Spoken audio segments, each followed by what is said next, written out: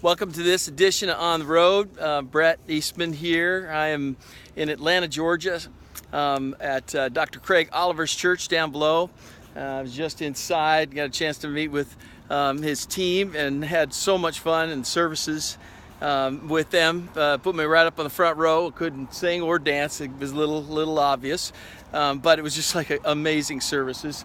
90%, 99% African American, and he is an unbelievable guy. He's nationally speaker and just good people. Anyway, I've had so much fun. Met him a couple years ago, and now, it looks like we're going to be doing several books and some projects with him, and doing video curriculum and helping to connect everybody in the church.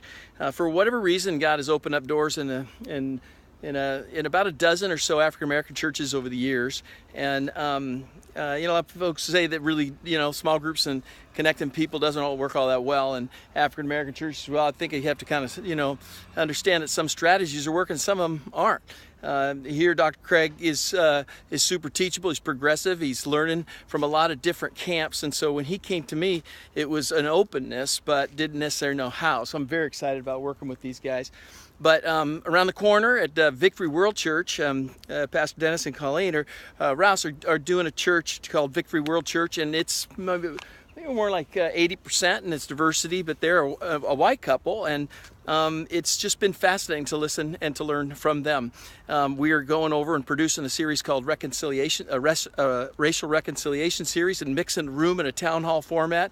About 50 people, very diverse, not just African American and what is white, but what is Latino and other, and Puerto Rican and Asian. It's going to be one of the most exciting series that we've ever done. But we're doing 4 series with them. We usually help a church kind of get in and not just kind of go up and down in their groups and producing video curriculum around them, but we usually try to keep them going. So we do a sustaining series, a strengthening series, and then kind of a seeker series, get them up and out again. But also just hung up with Rich Wilkerson and the guys out at Trinity TV in Miami Beach, and they're down in kind of the heart of things, and they're also a white couple, him and his wife Robin, and but it's 90% African American church, right in the heart of the city, Miami Beach in the zone. And so it's so much fun. Whether we're working now out and have been for a couple of years with Miles McPherson. I consulted with him years ago, and he's in way more suburban kind of community, but he's just good people, and we did a series aligned with a capital campaign like we've been doing with churches around the country, and he went from 370 groups to what was over 800 groups, or 360 to over 800 groups. But it was during a major capital campaign that we produced a curriculum, and his kind of doing vision casting and stuff. It was really fun. He's just a blast, and we produced his worship team in the round that was really kind of fun as well, where we're decentralizing a midweek worship experience in living rooms and smaller venues. But he also secured the giving for almost $72 million with One Fund campaign.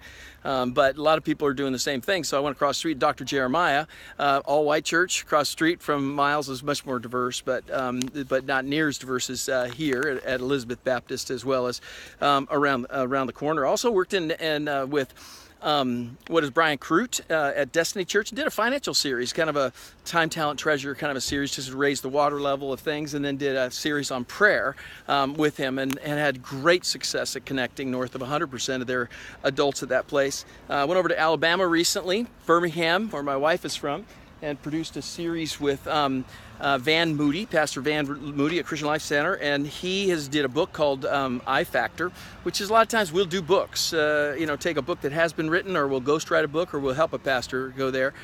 So much fun to be able to do this. So Charles Jenkins, downtown Chicago, he's just good people, and produced a series in the round, both one on marriage, and then one another one that we're still in the middle of kind of finishing up, but very racially diverse in that one.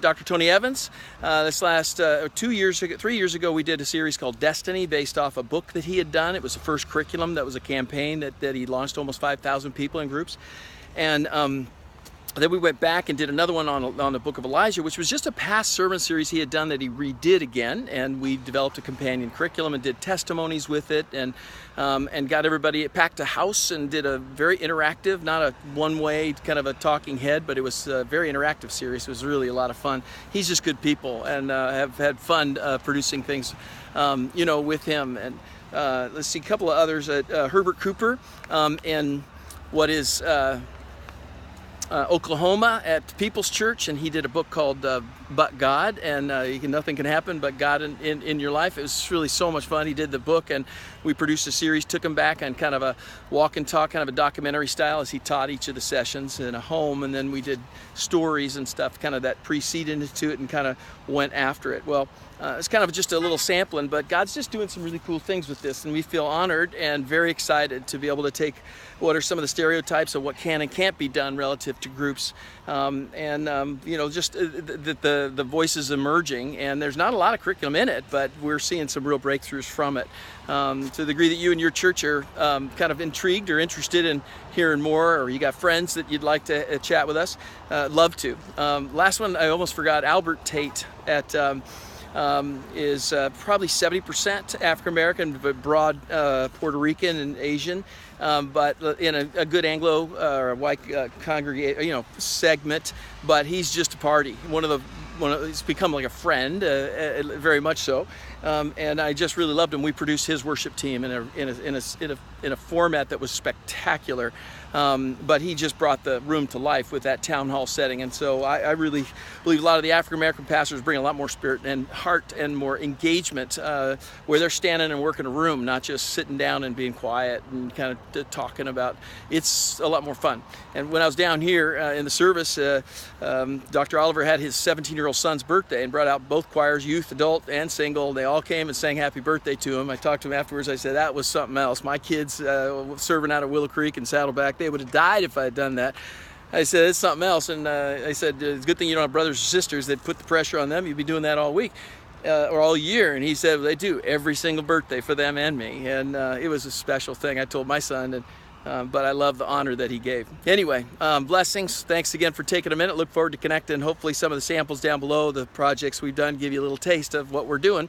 Some of the African American churches around the country. Blessings.